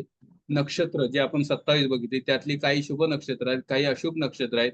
काही जन्माच्या वेळी अशुभ असतात त्यावेळी त्यांची शांती केली जाते. काही मरणाच्या वेळी अशुभ असतात, ज्यावेळी पंचक वगैरे लागलं असं म्हणतात. ती लाईनीन 5 नक्षत्र आहेत, ती कशा पद्धतीने बघायची, त्यासाठी काय उपाय करायचे हे तुम्हाला सगळं यामध्ये शिकवलं जातं. त्यानंतर कुंडलीची मगाशी आपण 12 घरं बघितली, त्या घरावरून काय काय बघायचं. प्रत्येक घराची नक्षत्र प्रत्येक ग्रहांच्या दृष्ट्या आहेत. जसं मी मगाशी सांगितलं राहूला 4 दृष्ट्या आहेत, तर प्रत्येक ग्रहाला दृष्टी दिलेली आहे. त्यानंतर शुभ ग्रह कोणते, अशुभ ग्रह कोणते, अशुभ ग्रहांच्या दृष्ट्या कोणत्या, शुभ ग्रहांच्या दृष्ट्या कोणत्या. पंचांग कसं बघायचं, महत्वाचा विषय. ज्योतिषशास्त्रामध्ये पंचांग येणं फार महत्वाचं आहे. जर पंचांग येत असेल तर तो खरा ज्योतिषी, नसेल तो ज्योतिषी होऊ शकत नाही.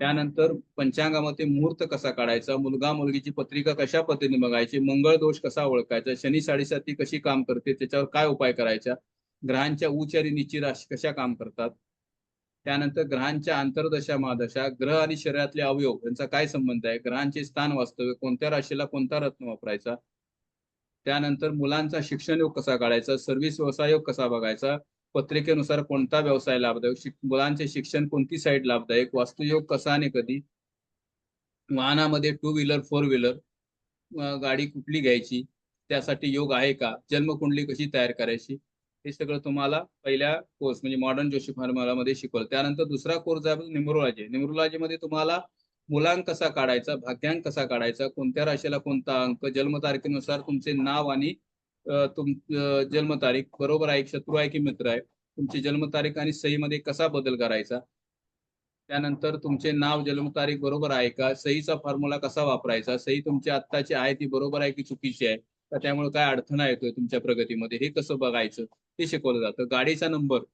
नक्की कसा काढायचा, मोबाईल नंबर आपण आता सध्या बघतो बरेचसे मोबाईल नंबर तुम्हाला शेवटचे आकडे डिजिट 3 असतील, 5 असतील, 7 असतील, 3 अंकी, 5 अंकी, 7 अंकी हे घेतलेले दिसतात. त्याचं कारण का, तर त्याच्या मागे न्यूमरोलॉजी आहे. ते घेऊन काय ना काही त्यांच्या जीवनामध्ये बदल घडलेला आहे, म्हणून लोक 2-2, 5-5 हजार देऊन तो नंबर काढून घेतात. ते न्यूमरोलॉजी तुम्हाला कशा पद्धतीने काढायचं हे शिकवलं जातं. त्यानंतर कुंडली मार्गदर्शन. कुंडली मार्गदर्शन म्हणजे ह्याच्यामध्ये 100 कुंडल्या तुमच्याकडनं सोडून घेतल्या जातात.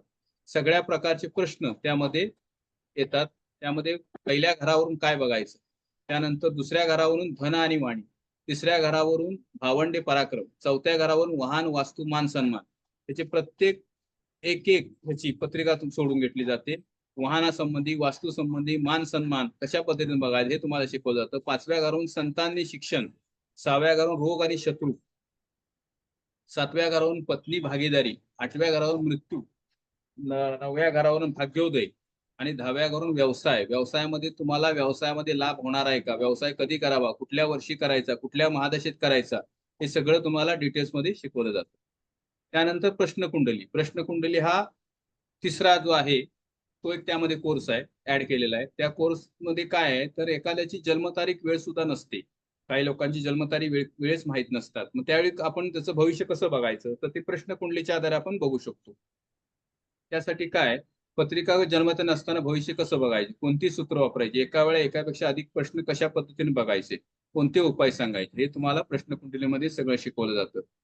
त्यानंतर रत्नशक्ती. रत्नशक्ती म्हणजे काय, तर बऱ्याचसे तुम्ही बघितले असतील पूर्वीपार रत्न हे आपले पूर्वज सुद्धा वापरत होते, राजा महाराजा वापरत होते. त्यामुळे रत्नामध्ये काहीतरी ताकद आहे, एनर्जी आहे. ते कसे वापरायचे ते फक्त आपल्याला कळलं पाहिजे. मोठमोठे लोक रत्न धारण करतात आणि आपला फायदा करून घेतात. इव्हन आपण फिल्म सिटी मधले बरेचसे लोक कलाकार आपण बघितले आहेत की त्यांच्या हातामध्ये तुम्हाला रत्न बघायला मिळेल. की रत्न घालतात का, तर त्यांच्या ज्योतिषाने त्यांना सांगितलं असं की तुमच्यामध्ये ह्या ग्रहाचं बळ कमी आहे, त्या ग्रहाचं बळ तुम्हाला वाढवण्यासाठी ठराविक जी रत्न वापरली जाते त्या कॅरेटचं, त्या वजनाचं रत्न वापरल्यानंतर त्या माणसाला ठराविक कालावधीमध्ये 2 महिन्यात, 3 महिने, 4 महिन्यामध्ये चांगल्या प्रकारे लाभ मिळतो किंवा त्याची थांबलेली कामं मार्गी लागतात. म्हणून रत्न वापरले जातात. ती रत्नशास्त्रामध्ये तुम्हाला शिकवलं जातं की रत्न कसं, कुठलं, कधी वापरायचं, किती कॅरेटचं वापरायचं, कुठल्या पद्धतीने वापरायचं, कधी वापरायचं, त्यासाठी ठराविक वेळ असते. त्या वेळेनुसार रत्न आपल्याला त्याचा विशेष लाभ आपल्याला बघायला मिळतो. हे तुम्हाला सगळं रत्नशास्त्रात शिकवलं जातं. त्यानंतर मंत्रशक्ती. मंत्रशक्ती म्हणजे काय, तर मंत्राधीन देवता आहेत.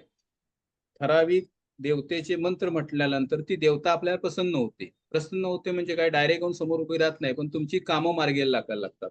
तुम्हाला जाणवतं की ठराविक मंत्र केल्यानंतर बाबा आपलं रखडलेलं काम मार्गी लागले, किंवा जो समोरचा माणूस आपल्याशी सरळ बोलत नव्हता तो आपल्याशी व्यवस्थित बोलतोय, त्यांना आपलं काम हातात घेतले, किंवा एखादं काम नोकरीवर तुम्हाला नोकरी मिळत नसेल तर ती नोकरी सहजासहजी मिळते का, तर ती मंत्रशक्ती म्हणजे होरा, तुमच्या भोवती एक ओरा मंडल फिरत असतं. ते ओरा मंडल तुमचं शुद्ध करण्याचं काम हे मंत्र करतात.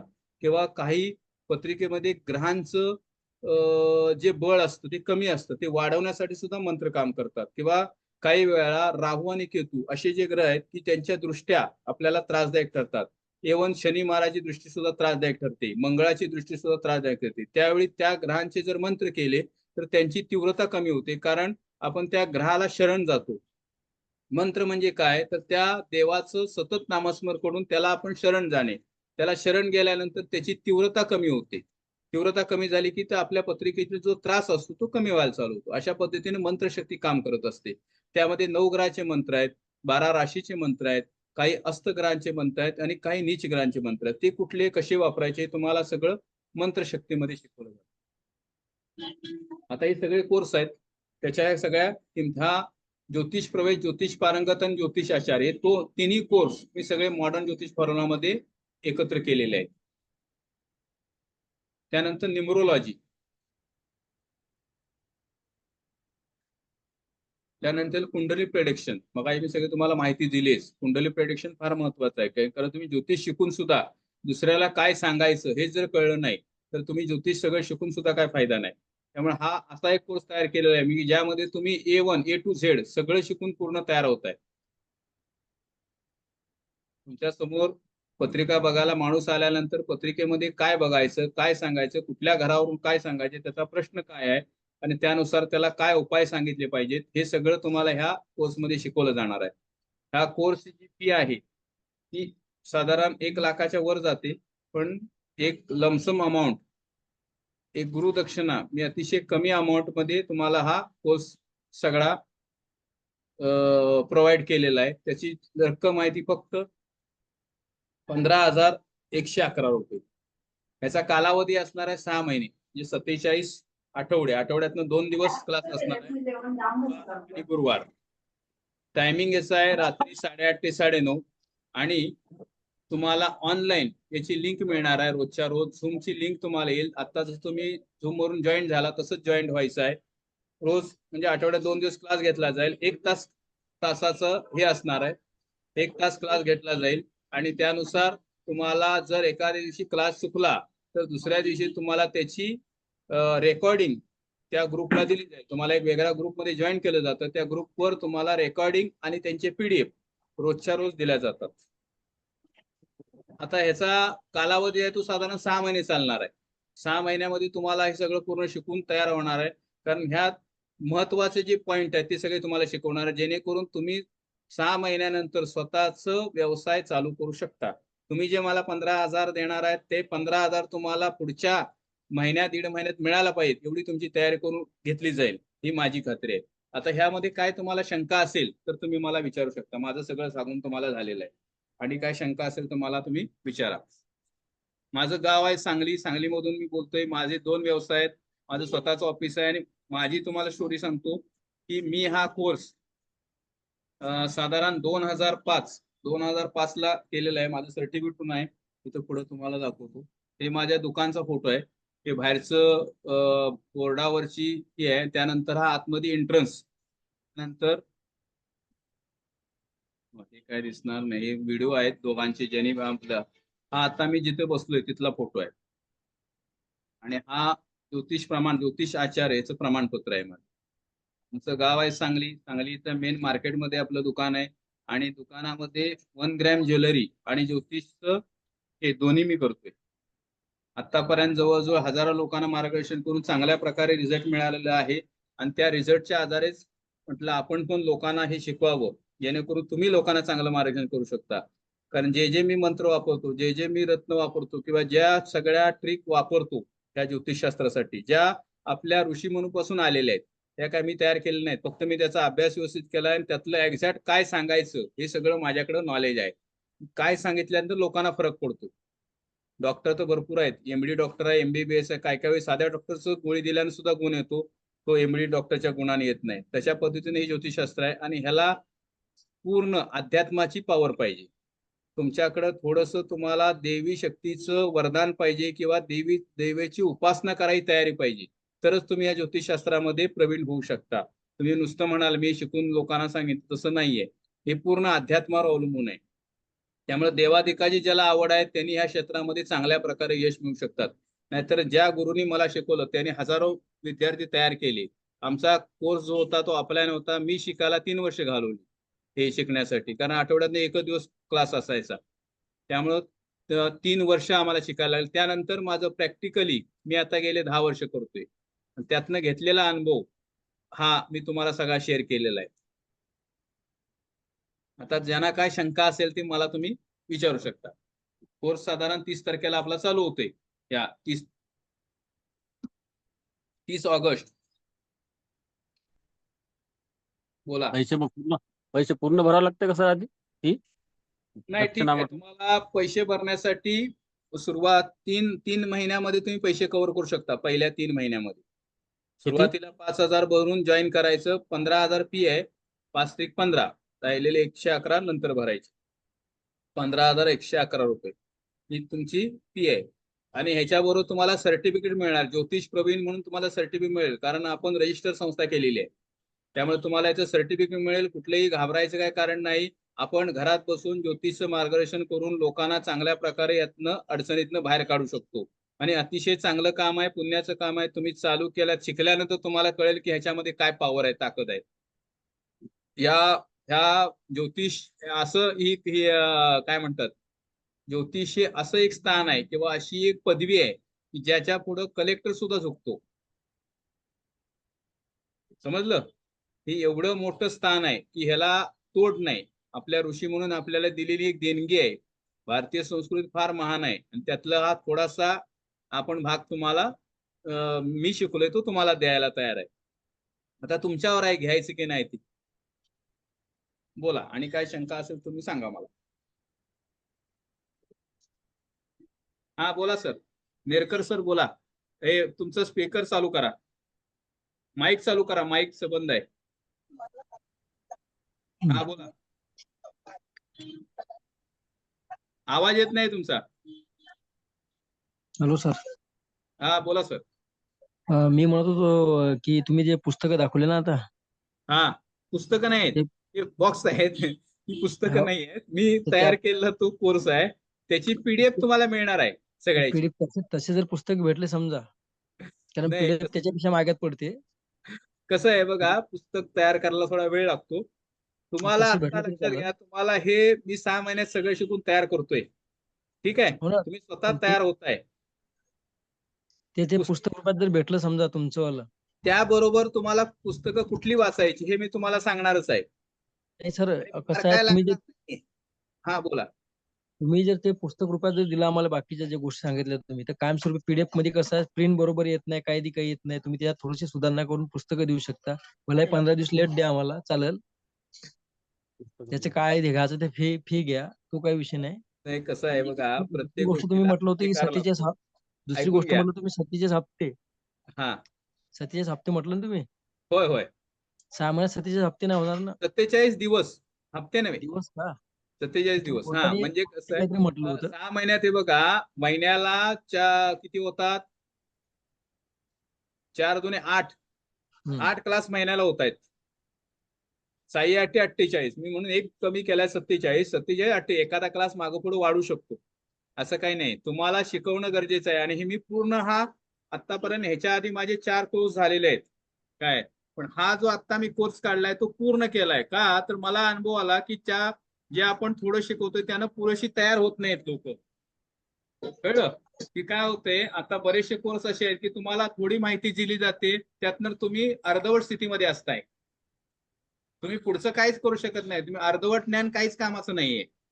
ज्योतिषशास्त्रामध्ये तुम्हाला पूर्ण ज्ञान असणं गरजेचं आहे, जेणेकरून तुम्ही पुढच्या माणसाला काहीतरी सांगून त्याचं कल्याण व्हायला पाहिजे. अर्धवट ज्ञान धोकादायक आहे ना. म्हणून मी असा मोठा कोर्स तयार केला एकच, की जेणेकरून तुम्ही तयार व्हावं 6 महिन्यामध्ये. आणि त्यात पुन्हा असं आहे की तुम्ही चालू केल्यानंतर माझं शिक्षण, तुमचा क्लास जरी संपला तरी तुम्हाला वाऱ्यावर सोडून देणार नाहीये. तुमचा एखादा प्रश्न असेल, तुमच्या समोर व्यक्ती बसली असेल, तर त्याला काय अडथळा आला असेल तर ते मी तुम्हाला मार्गदर्शन करतो की त्याला काय सांगायला पाहिजे.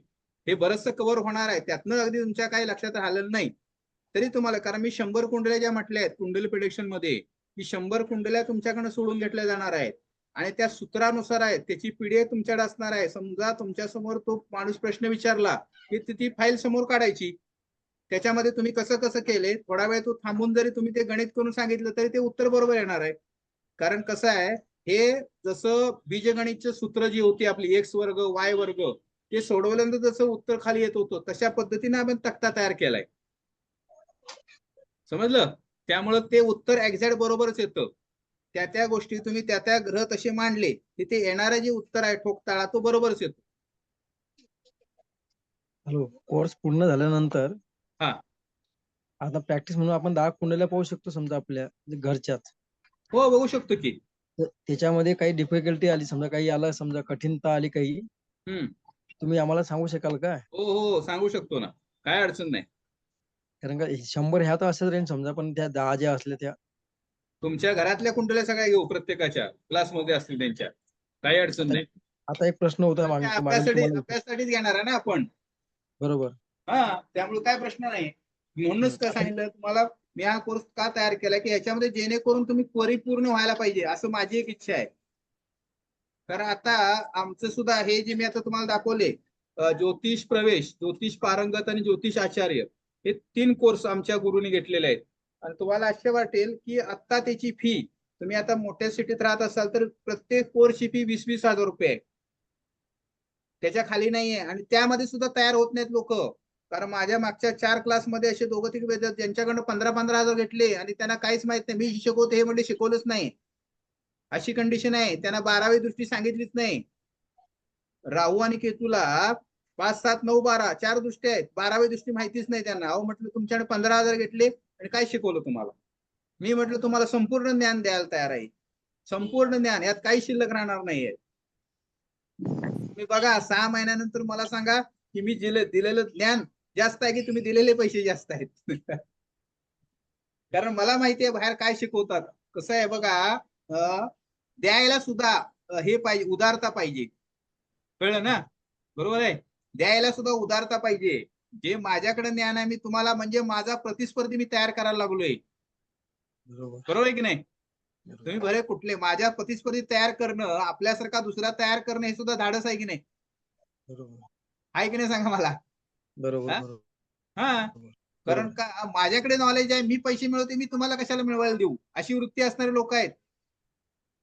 कारण मी आता इथं बसून ऑफिसमध्ये तुम्हाला माझी स्टोरी सांगतो थोडीशी, की मी आता 1 ग्रॅम ज्वेलरी आहे माझं, मी तुम्हाला फोटो वगैरे सगळे दाखवले. माझं ऍक्च्युली सोन्या चांदीचं दुकान होतं. मी हा कोर्स एक मला आवड म्हणून शिकलेलो, म्हणजे हे माझा व्यवसाय करायचा माझ्या डोक्यातच नव्हतं काय. तर मी हा आवड म्हणून शिकलो. पण माझं सोन्याचं दुकान होतं, त्यामध्ये मी थोडं छोट्या प्रमाणात केलं होतं, फार काय मोठं नव्हतं. एक 5-7-10 लाख रुपये भांडवल लावलं होतं. पण त्यात अशी कंडिशन आली, नेमकं शनी महाराजांची 7.5 2000 सांगतो तुम्हाला, 2007 ला 7.5 लागली मला. 7 नंतर थोडा थोडा त्रास सुरू व्हायला चालू झाला. आणि अशी काय घटना घडली, सोन्या चांदीचा व्यवसाय एकदम धोकादायक. त्यामध्ये मित्राचा मित्र, आमचा स्वभाव थोडा भावनिक, कर्क लग्न, भावनिक असल्यामुळे मित्राचा मित्र ओळखीनं आला, असं असं आमची आई आजारी आहे आणि आम्हाला एवढं एवढं सोनं विकून आम्हाला पैसे पाहिजेत.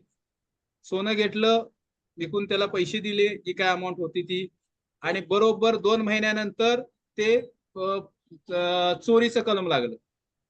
चोरीचं कलम लागल्यावर तुम्हाला माहिती असेलच की तिथं काय करून चालत नाही, जी रक्कम आहे ती भरायला लागते, नाहीतर आज जाऊन बसायला लागतं. असं ते चोरीचं कलम लागलं, त्यामध्ये मला 2 लाख रुपये लॉस झाला. असंच आणि दुसरं एक कलम लागलं मित्रामुळं, त्यामध्ये 5 लाख लॉस झाला. मी जागेवर दुकान बंद केलं. जागेवर दुकान म्हटलं हे परत काय नको, हे आपल्याला काही शक्य नाही. 7.5 होती त्यावेळी, 7.5 मध्ये डोकं तापतं, एकदम मानसिक त्रास, टेन्शन येते. म्हटलं आता करायचं काय, थोडे दिवस घरात गप्प बसलो. 1 महिन्यानंतर माझं ज्योतिषशास्त्र सगळ्या फाईल उघडल्या, सगळ्या फाईल काढल्या, त्याचा अभ्यास चालू केला आणि हळूहळू त्याचं मी लोकांना सांगायला चालू केलं. पहिल्या पत्रिका तयार करायला चालू केल्या, कारण आमचे गुरु इथलेच असल्यामुळे त्यांच्या पत्रिका चालू केल्या. मग त्यांनी मला सांगितलं की तुझं हे चांगलं आहे की तू स्वतः चालू कर ज्योतिषचं. मग हळूहळू मी घरातच चालू केलं. सुरुवातीला घरात चालू केल्यानंतर रिस्पॉन्स चांगला आला, लोकांना माझ्या ह्याचा गुण यायला लागला, मी जे जे सांगतोय ते. त्यातनं हळूहळू, आणि त्यावेळी एक झालं, आणि ते तेवढं होऊन सोन्याच्या ह्याच्यात होऊन पुन्हा कर्ज झालं माझ्या डोक्यावर. साधारण 7-8 लाख रुपये डोक्यावर कर्ज झालं. आणि ते कर्ज बाहेरनं घेतल्यामुळे त्याचं व्याज वाढलं. फेडणार कसं? त्याचं व्याज वाढून त्याचे डबल झाले. तरी पण मी जिद्द सोडलेली नाही. हे करत करत, ज्योतिषशास्त्र करत करत स्वतःचं ऑफिस चालू केलं. 1 रुपया नव्हता खिशात, 1 रुपया खिशामध्ये नव्हता. कॉम्प्युटर सुद्धा उधार घेतला, त्याच्यावर चालू केलं. आणि हळूहळू चालू करत आता तुम्हाला सांगतो, मी 2018 स्वतःचं ऑफिस चालू केलं. आज 2024 आहे. आज माझा महिन्याचा इन्कम 1 लाख रुपये, आणि त्यातलं 10 लाख कर्ज फेडून गेलेलं आहे. हे सगळं ज्योतिषशास्त्रावर आहे, ज्योतिषशास्त्राची कृपा आहे. शनी महाराजांची कृपा म्हणायची की मी इकडे आलो, कारण शनीशिवाय इकडे येत नाही. मगाशी मी सांगितलंय अध्यात्माचा कारक शनी आहे आणि माझ्या पत्रिकेत शनी आणि केतू एकत्र आहे. शनी केतू एकत्र असल्यामुळे माणसाच्या वाणीमध्ये एक जबरदस्त ताकद असते, जे त्याला गॉड गिफ्ट म्हणायची, की जे माणूस तुम्ही अध्यात्मामध्ये जेवढं करणार आणि जे लोकांना सांगणार त्याचा रिझल्ट अतिशय चांगला मिळतो. कारण केतू पण अध्यात्मासाठी चांगला आहे. समजलं? म्हणून आतापर्यंत इथं आहे ना, आतापर्यंत व्यवस्थित माझं चालू आहे. स्वतः आता सगळं जे भांडवल लागले स्वतःच्या पैशाचं आहे माझे. म्हणजे एवढी ताकद आहे ह्या ज्योतिषशास्त्रामध्ये की तुमचं किती लाखांत कर्ज असू दे, तुम्हाला एकदा त्याचा कॉन्फिडन्स आला की लोकांना काय सांगायला पाहिजे आणि लोकांना काय सांगून त्यांना रिझल्ट मिळाला पाहिजे, तुम्हाला पण पैसे मिळायला पाहिजे. ऍक्च्युअली काय आहे की तुम्हाला पैसे कसे मिळवायचे त्याच्यामध्ये ह्या शास्त्राला शिकवा. असं कुठलंही शिक्षण नाही की जे तुम्हाला डायरेक्ट पैसे मिळवायला शिकेल. आहे का कुठलं शिक्षण? ग्रॅज्युएशन घेऊन सुद्धा शिकवत नाहीत पैसे मिळाले. तुमचं सुद्धा नोकरी शोधा जावा तिकडे. तर हे एक क्षेत्र आहे, ह्याच्यामध्ये तुम्हाला डायरेक्ट कसे पैसे मिळवायचे, की त्यामध्ये काय दोष असतात, त्या दोषाला काय उपाय केला पाहिजे, तुम्हाला कसे. इव्हन आता शांत्या सुद्धा असतात माझ्याकडे भटजी माझे ठरलेले आहेत. पत्रिकेमध्ये कालसर्प शांत आहे, आज ते नाही कालसर्प शांत करायला लागते, मंगळ दोष शांती करायला लागते. बरोबर आहे? मग किती आणि काय पाहिजे. राशीचे खडे आहेत, तुम्हाला ज्योतिषशास्त्र पैसे मिळवायला भरपूर याच्यात आहेत. पण एक आहे की अति लुबाडायचं नाही, कारण कसं आहे हे धर्मशास्त्र आहे. आपण नीतिमत्ता ठेवून पैसे मिळवायचे, पैसे पण मिळतात, तुम्हाला मानसन्मान पण मिळतो. ठीक आहे? त्यात बोलल तेवढं थोडं आहे. तुम्ही जॉईन झाला की सगळी तुम्हाला माहिती देत जाईल मी. आणि काय शंका आहे गजानन सर? काय शंका आहे का तुम्हाला? काहीच नाही सर शंका, मला सर्व समजलं. चालेल, ठीक आहे, चालेल, ठीक आहे. आपला 30 तारखेला कोर्स सुरू होते. तुम्ही अगदी 5,000 भरून सुद्धा जॉईन होऊ शकता. बाकीची रक्कम महिन्यात देऊ शकता, महिन्यातून. ठीक आहे, चालेल. मला वाटतं नेरकर सरांचं पण झालंय बोलणं माझं. चालेल, बोलायचं. हा बोला नेरकर सर. सर मी म्हणत होतो की तुम्ही मागे जे म्हटलं तुम्ही तुम्हाला कुंडलीमध्ये तसे आपलं आहे का, कारण ते महत्वाचं आहे ना. कुंडलीमध्ये तुमचे योग आहे का? हा, त्याच्यात आपण परफेक्ट होऊ शकतो का, ते महत्वाचं आहे. त्या कुंडलीमध्ये बघा, तुम्हाला अध्यात्माची आवड असल्यास तुम्ही या लाईनला येतच नाही, ऐकायला सुद्धा आलं नसतं. बरोबर. हा, हे लक्षात घ्या. ह्यात आवड असणार इकडे लोक येणार. हे बघा, ज्या ज्या क्षेत्राची आवड त्या त्या क्षेत्रात लोक जातात. बाकीची लोक नको त्या मार्गात असतील. आता तुम्ही या क्षेत्रात आल्यामुळे तुम्हाला आवड आहे म्हणूनच तुम्ही तुम्ही मागे काहीतरी म्हटलं होतं ना, केतू काहीतरी म्हटलं होतं ना. नाही, ते कसं जास्त करून म्हणजे एकदम टॉप लेवलला जायचं असेल तुम्हाला, माइंडसेट ती तुम्हाला पण येते. लक्षात घ्या, मी तुम्हाला सांगतो कुठली उपासना करायची. ती ज्यावेळी मी ज्योतिषात शिकवतो ना, त्यावेळी मी तुम्हाला उपासना सांगतो कुठली करायची. त्यानं तुम्हाला ऑटोमॅटिक वाणीची ताकद येते. अहो, आपण तुम्हाला मोठेपणा नाही सांगत मी, असे काही मंत्र आहेत ज्यामध्ये मुलं बोबडी बोलणार होती, त्यांना शाळेमध्ये यश नव्हतं, त्यांना मी मंत्र देऊन ती मुलं चांगली झालेली आहेत. म्हणजे एवढी आपल्या मंत्रामध्ये ताकद आहे. काय, त्यांना मी मंत्र देऊन त्यांचं बोलण्याची वाणी सुधारली. एवढं काय माझं सांगतो मी तुम्हाला, मला सुद्धा पहिले बोलताना अडखळ, मी एवढं बोलू शकत नव्हतो. हे ऑनलाईन बोलतोय मी, असं प्रॅक्टिकली सुद्धा शाळेमध्ये जेव्हा मी होतो ना, त्यावेळेस सुद्धा माझ्या बोलण्यामध्ये प्रॉब्लेम होता. पण ज्यावेळी मी उपासना चालू केली, ठराविक मंत्र चालू केल्यानंतर माझ्या वाणीमध्ये ऑटोमॅटिक फरक पडला. आणि तुमच्या पण पडेल. काय, कारण मला फरक पडलाय, तुम्हाला पडायला पाहिजे ना. बरोबर होय की नाही? सगळी आपण माणसं एकच आहे. जे मी मंत्र म्हणणार ते तुम्ही मंत्र म्हटल्यावर तुम्हाला फरक पडला पाहिजे. आणि असं घडलेला हा फरक मी घडवलेला आहे. मी काय एवढं कॉन्फिडन्स बोलतोय, तर मी माझ्याकडे हजारो लोक आहेत. आता इथं सगळं दाखवणं ऑनलाईन शक्य नाही. माझ्याकडे वही भरलेली आहे, 3-4 वया भरल्यात माझ्या. ज्यांना मी रत्न दिलेत किंवा ज्यांना उपाय केले, त्यांचे जे त्यांना जो रिझल्ट मिळालाय, माझा एक मी रत्न 30-30 हजारचा दिलेला आहे. किती? 30,000 रुपयाचा रत्न दिलाय आणि तो माणूस समाधानी आहे. म्हणजे असा तो मला एकट्या माणसाला तर रत्न दिला, त्याने हरवला 2 महिन्यात, रत्न काहीतरी झाला, पडला, दुसरा करून नेला लगेच. म्हणजे विचार करा की त्या माणसाला रिझल्ट मिळाल्याशिवाय खरं 30,000 घालेल का? एखाद्या माणसाचा पगारच महिन्याला 30,000 असते आणि तो माणूस एक टाक मला 30,000 दोन रत्न घेऊन जाते, म्हणजे त्याला काहीतरी विशेष फायदा झालेला आहे.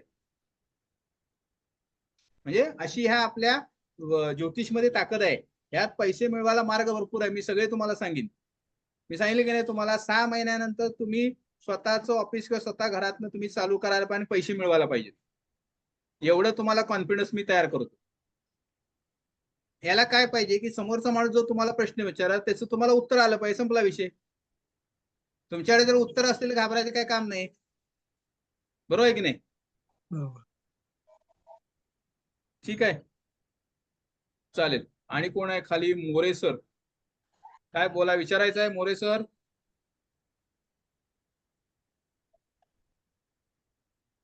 ठीक आहे, चालेल. इथं माझे नंबर दिलेला आहे, नंबर घ्या. ज्यांना जॉईंट व्हायचं आहे, कोर्स करायचा आहे, त्यांच्यासाठी हा नंबर ठेवलेला आहे. ठीक आहे, चालेल. चला थांबूया. कोणाला काय विचारायचं नाही ना? चला थांबूया. सगळ्यांना शुभरात्री. काय विचारायचं का हॅलो. मोरे सर? हा बोला. सर ऑफिस कुठे आहे आपलं? ऑफिस सांगलीमध्ये आहे.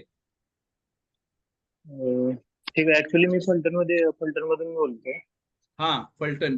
ठीक आहे, बोला. मग तिथं ऑफिस मध्ये येऊन भेटू शकतो का? हा, या ना भेटायला. मी दिवसभर ऑफिस असते. सकाळी 11 पासून संध्याकाळी आता 9 वाजलेत बघा. 9 पर्यंत ऑफिसला असतोच आणि क्लास चालू झाल्यावर 10 पर्यंत असतो रात्री. माझं मेन मार्केटमध्ये ऑफिस आहे सांगलीतला, मारुती रोडला शिवाजी पुतळ्याच्या बरोबर बॅक साईडला मारुती मंदिर आहे. मंदिराच्या लागूनच आपलं 6वं दुकान आहे. दुकानचं नाव पण हनुमान जेम्स अँड ज्वेलरी आहे. बरोबर, ठीक आहे. आणि हे जे नंबर दिसत आहेत, गुगल पे नंबर आहे, हेच कॉन्टॅक्ट नंबर आहेत ना? हा सगळा फोन पे, गुगल पे, व्हॉट्सअप, कॉलिंग सगळा नंबर माझा एकच आहे. ठीक आहे सर, ओके, थँक्यू. ठीक आहे, मी येतो कॉल करून. हा ठीक आहे. आणि काय कोणाला विचारायचं आहे? सुधीर? हा सर, थोड्या वेळानंतर मी तुम्हाला कॉल करू का? चालेल, करा. ठीक आहे, चालेल. ओके. चालेल, आता थांबूया.